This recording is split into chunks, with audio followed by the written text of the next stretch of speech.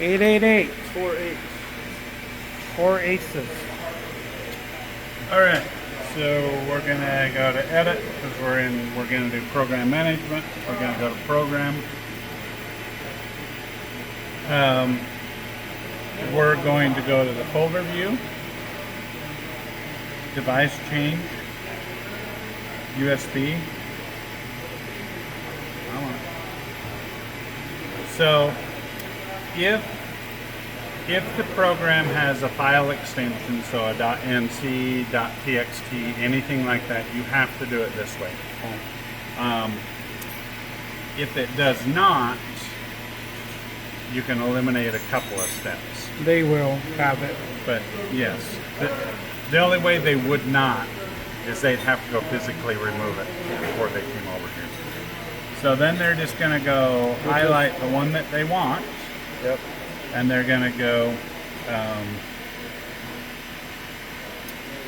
Right over. don't, you'll see this load program, that gets a lot of people. Don't hit load program.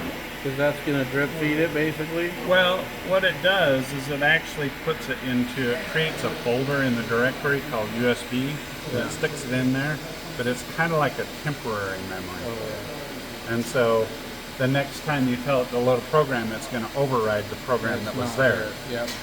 So you want to go right one screen, you want to do file input or file output. We're going to do file input. Yep.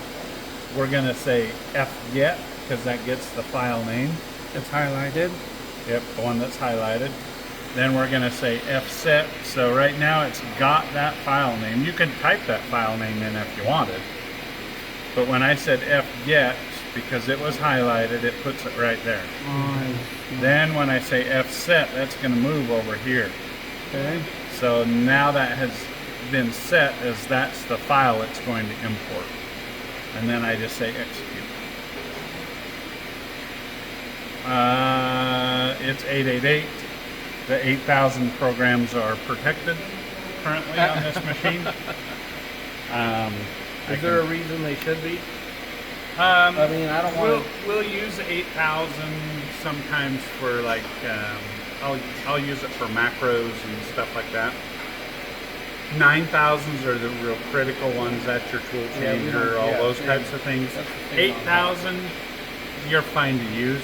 I'll just go on and protect them.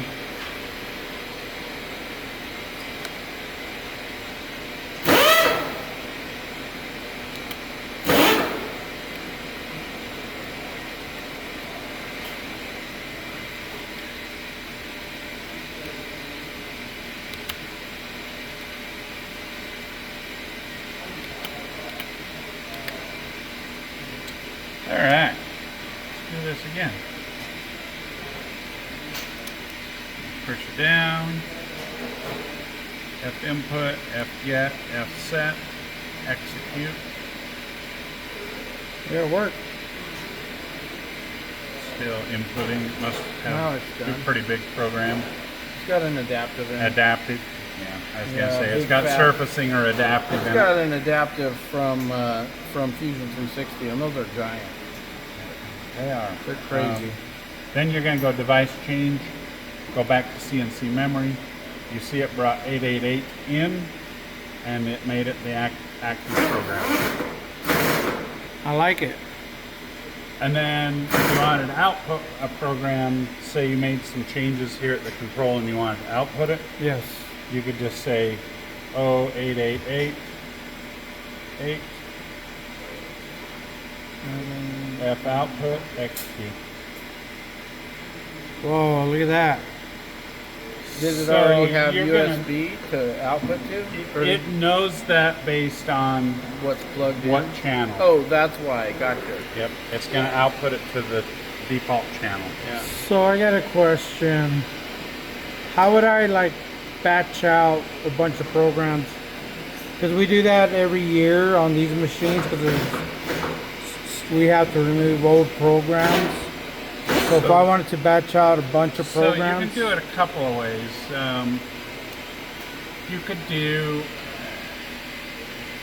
You could do an all data backup, which is going to back up everything on the machine. So that's going to back up all the parameters, the ladder, all the offsets. It's going to back up everything, including the programs. And they're going to be individual files, as well as it's going to do an SRAM, which is a good idea. So it'd probably be the better way to do it. Okay. Do you by chance have a clean USB with nothing on it? Yeah, he'll do it. And I'll walk. All right.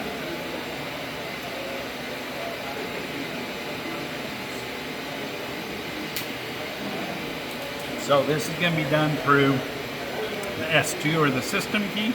Okay. And you're going to come over here and hit this bottom arrow. And the button you're looking for is all I/O. Okay. Rewind. Erase that. We got to go here first. So I'm going to go to MDI. Offset or the setting screen. I need to go to parameter right enable. I need to say 1. Remember, I turned it on. It tells you got to execute it so that you don't fat finger. So if you just hit input again, now it's changed it. Parameter right enable is on. Okay. Now if I go back to here, I want to go to 3202 number search. I'm already there because I changed. And you want to make sure NE9 and NE8 are zeros. Oh, okay. If they are not, those programs are not going to be backed up. So your tool changer, all of those macros that drive those things are not going to be backed up. Okay. It'll back up everything but 8,000 and 9,000 if they're protected.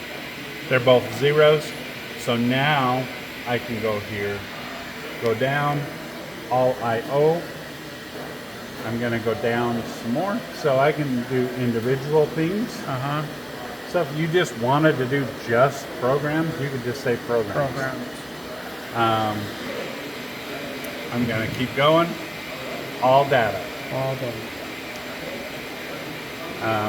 It's going to tell me to go to edit if I try to do it. If I try to do it, right now it's going to tell me change to edit. Oh, so I go to edit, F output. This operation needs power off and same file name is overwritten, execute, execute. So you're going to see a progress bar, and that progress bar is going to come along, and then it's going to come up and it's going to actually give you a prompt here to cycle the power. And when it cycles the power, that's when it's going to do the SRAM backup. That's that image file. But here, it's backing up all folders right now. So it backed up all the programs. I see that. Operation history, maintenance history. So it tells me, the maintenance info tells me all the boards and all the options that are installed on this control. There's just a lot of information that it captures.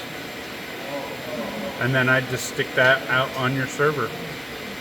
And then you have a backup. You have a restore point if something goes south. Restore point, yeah, I'll do that. How big do you think that file is? They're not very big.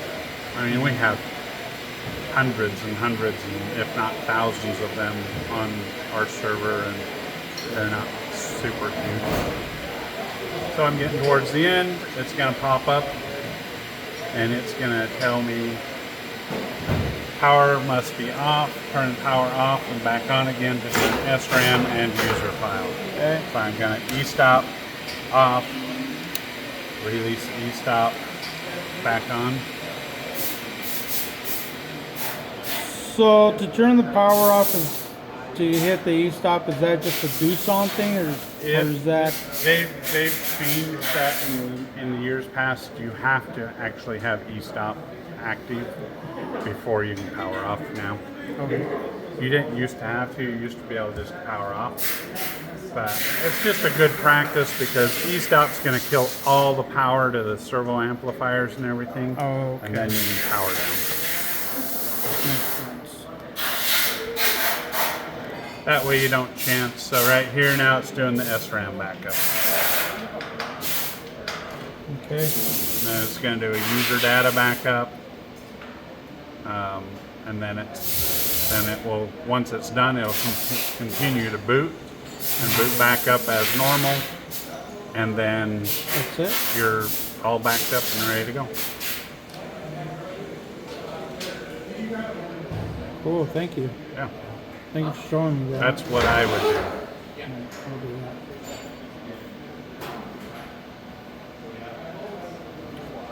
And that way, it's good to have this too, because you know you get a student that says you know the machine's been working fine, and now all of a sudden it's not. You can actually go and compare We've had with that. many file editors. You can go in and compare files. You'd be able to look at, say, do a comparison on parameters.